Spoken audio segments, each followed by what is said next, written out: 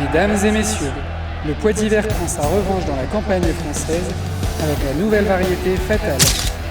Un challenger prêt à mettre KO le gel et les aléas climatiques. On va pas se mentir, les pois d'hiver ont pris quelques coups ces dernières années. Mais avec l'arrivée des nouvelles génétiques comme Fatal, ils remontent sur le ring. Et dans un contexte où le prix de l'azote est élevé, une légumineuse qui fixe son propre azote, c'est un coup fatal direct dans vos charges. La variété Fatal, c'est du solide. Avec une cotation de 109% en rendement des témoins CTPS, la variété possède une très bonne vigueur au démarrage, une très bonne tenue de tige pour faciliter la récolte et une très bonne résistance aux maladies du feuillage. Que vous soyez au nord, à l'ouest, à l'est ou au sud, l'atout majeur de Fatal est sa régularité.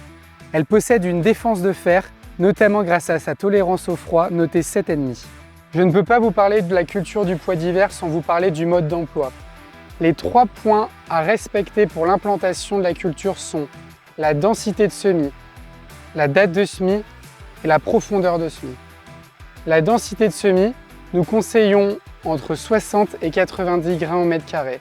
La date de semis, tous les semis de pois d'hiver ne doivent pas être faits avant le 25 octobre.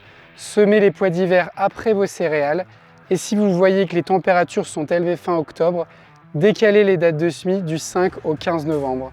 La profondeur de semis, il faut placer la graine au minima à 5 cm de profond avec un semoir qui maximise le contact sol-graine. En résumé, le choix de la bonne variété Fatal et du bon mode d'emploi vous permettra d'augmenter significativement vos réussites de la culture du pois d'hiver. Alors, on teste Fatal pour vos prochains semis? Merci d'avoir suivi le combat jusqu'au bout. Si Fatal vous a convaincu, pensez à liker, à vous abonner et venez découvrir nos autres variétés.